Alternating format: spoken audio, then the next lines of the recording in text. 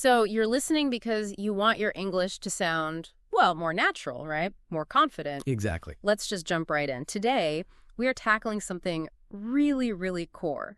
English tenses. And think of it like this.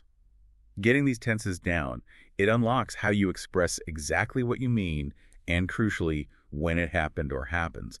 It's really the foundation for clear communication. Absolutely. And we've all heard them, maybe even said them ourselves. Things like, yesterday I go, or I am eat now. Right. People usually figure out what you mean, but it just doesn't sound quite right. It can even, cause some real confusion sometimes. For sure. So our mission today is to look at the 6 kind of main workhorse tenses in English. Think of this as a bit of a shortcut, a way to get a proper feel for how they actually work in conversation. Okay, sounds good. Where should we start? Let's kick off with the one for everyday stuff, the present simple. Present simple. Okay, so this is our go-to for habits, things that are generally true facts, or just routines, stuff that happens regularly. Exactly. The things you just do, like, I drink coffee every morning. It's just, well, what I do. Standard routine. Or a fact about someone. She works in a hospital. That's her job, generally true. And then there are the universal truths, like the sun rises in the east. Can't argue with that one. Pretty reliable, yeah. Now, a little snag people sometimes hit.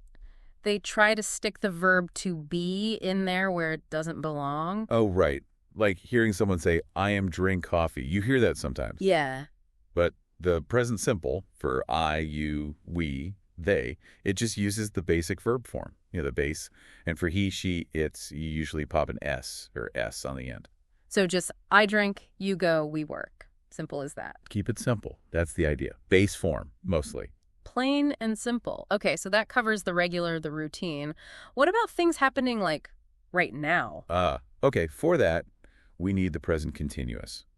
This tense is all about actions unfolding at this very moment, or maybe situations that are just temporary. Right. So you'll often hear little signal words with this one. Yeah, words like now, at the moment, currently, they often signal you're in the present continuous territory.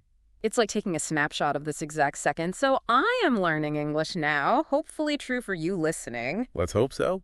Or maybe he is working from home this week, so it's not forever, just temporary. Exactly, a temporary situation. What's the common slip up here? Is there one? Oh, definitely. The big one is forgetting that little be verb, the am, is, or are. People might just say, he working. Okay. But you always need that helper. He is working, I am eating, they are playing. And of course, that ing on the end of the main verb. That's the other big clue. That makes sense. The ingin shows the action is still, progressing. Precisely. All right, let's rewind a bit. Time to talk about the past. Past simple first. Past simple. Nice and straightforward, this one. It's for actions that started and finished in the past. Yeah. Completely done. Over. Done and dusted, as they say. Like there's a clear endpoint that's behind us. Right. So I watched a movie yesterday. Yesterday's finished. Yeah. They visited Paris last summer. Last summer is gone.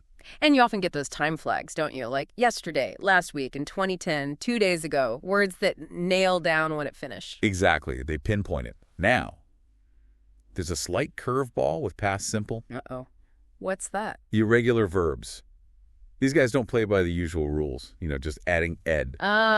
Yes. The rebels? Kind of. So go becomes went, eat turns into ate, take changes to took. Right.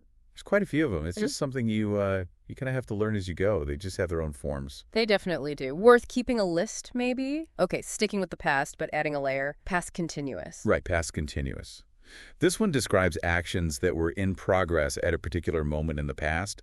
The action wasn't necessarily finished at that specific time. Okay, so it's more about setting the scene, like in a story. Exactly. It's great for storytelling. Imagine saying, I was cooking dinner at 7 p.m. It tells us what you were in the middle of doing right then. Or they were playing football when it started to rain. The game was ongoing. Then something else happened. Perfect example. Yeah. The rain interrupted the ongoing action. It adds background context. So useful. And the structure is? It's was or were, depending on the subject, plus that verb ending in ing again. Yeah. It was cooking. They were playing. Got it. Wasware plus ing. Okay, so we've done simple and continuous for present and past. Let's tackle one that sometimes feels, a bit more abstract. The present perfect. Ah, yes. The present perfect. Yeah. It's interesting because its main job is to connect the past to the present. Connect how? Well, we use it for things like life experiences, things you've done at some point up until now, or changes that have happened over time, or past actions that have a result now. Okay, so it's less about when it happened and more about its relevance now. Precisely. It's about the present consequence of the current state. So examples like, I have visited London 3 times. The experience matters now. Maybe it changed you or you have memories. Right. The focus isn't when you went, but the fact that you have that experience. Or, she has already eaten lunch. The result now. She's not hungry. Exactly. Or, we haven't finished the project yet. The current state is, the project is incomplete. And there are those little clue words again, aren't there? Yes. Words like already, yet, never, ever, just, since, and for are often buddies with the present perfect. They help show that connection to now. So, what's the absolute key difference then between this and past simple? Because people mix these up. Yeah, it's a common point of confusion. Yeah. The main thing is, past simple is for finished actions at a specific finished time in the past. I went to Italy last year. Last year is over. Done. Okay, specific past point. But I have been to Italy. That present perfect. It emphasizes the experience itself, the fact that it's part of your life story now. The specific time isn't the point, or maybe isn't even mentioned. That's a really clear way to put it. One's a snapshot from the past, the other is like a past event casting a shadow or having relevance right now. Well put. It's about that present relevance. Okay, great. Final stop on our tour of the Course 6, the future, talking about will and going to. Right. Future time. Both will and going to point ahead, but they have slightly different flavors usually. Okay, let's start with will. We tend to use will for, say, decisions made right at the moment of speaking, spontaneously. Like the phone rings, oh, I'll get it. Decision made now. Exactly. Or for promises or offers made on the spot.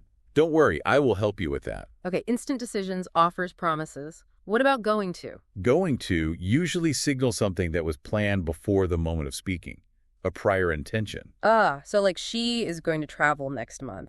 She probably bought tickets, made plans already. Right, there's a plan in place. Or we also use going to for predictions when there's present evidence. Evidence? Like what? Like you look outside, the sky is black. Wow, look at those clouds, it's going to rain. You're basing the prediction on what you can see right now. Gotcha. Plans made earlier or predictions based on current signs. Is there a common mistake people make mixing these two? Oh, yeah. Sometimes you hear people trying to mash them together. It's like, Right. I will going to study. Right, that sounds a bit clunky. It is. You have to choose. Either I will study, maybe a sudden decision, or I am going to study, likely a prior plan. And don't forget that be verb with going to, a mashar going to, plus the basic verb form. Right, it's either and ber, not both. Okay. Phew. We've covered the 6. Definitions, examples, common issues. Now, the big question. How does someone listening actually make these stick? How do you practice effectively? Practice, practice, practice. There's no magic bullet, unfortunately, but a really good, manageable way to start. Try to consciously use each of these tenses. Maybe just write one sentence using each of the 6 every single day. That's doable. One sentence for each, and maybe relate them directly to your own life. Absolutely. Talk about your routine with present simple. I usually. Describe what's happening now with present continuous. Right now, I'm... Share a memory using past simple, maybe add some past continuous background. Yesterday I went. While I was there, I was. Talk about life experiences with present perfect. I've been to. I've never tried. And state your plans with going to, or maybe will. This weekend, I'm going to. I'll probably. Okay, let's try saying a few out loud. Maybe you listening can repeat them. How about, I wake up at 7 a.m. every day. Present simple. Right now, I'm learning English. Present continuous. Yesterday, I watched a fascinating documentary. Past simple. At 8 p.m. last night, I was having dinner with friends. Past continuous. I've already finished reading that book you recommended. Present perfect. I'm going to call my family this evening. Future with going to. Yeah, saying them helps. And definitely try making your own sentences about your life. That personal connection really helps things lodge in your brain. It really does. Okay, maybe a little challenge for everyone listening. Ooh, I like a challenge. What is it? Try writing a short paragraph, just describing your day, maybe today or yesterday, using at least 3 different tenses from the ones we've discussed. Okay, like, give us an example. Sure, something simple like, today I woke up early, past simple. I had breakfast and went to work, past simple. Right now, I am listening to this explanation, present continuous. I have already learned a few new things, present perfect. Later, I'm going to relax and read, future with going to. See, you mix them naturally. Nice. Simple, but it uses 4 different ones right there. Okay. So the challenge is Try writing a little paragraph like that, maybe every day for a week. Exactly. See how you feel after a week. You might surprise yourself with how much more comfortable you get moving between the tenses. That's great advice. And maybe one last tip, don't try to swallow the whole thing at once. It can be overwhelming. Good point. Maybe just pick one or two tenses per week to really focus on.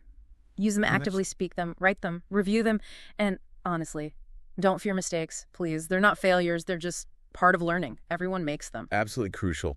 Mistakes mean you're trying, you're stretching. They're learning opportunities. So as you keep going with your English, here's a final thought to maybe chew on. Which of these 6 tenses we talked about today, which one feels the most difficult for you? Just think about that. It might point you towards where a little extra practice could make a big difference.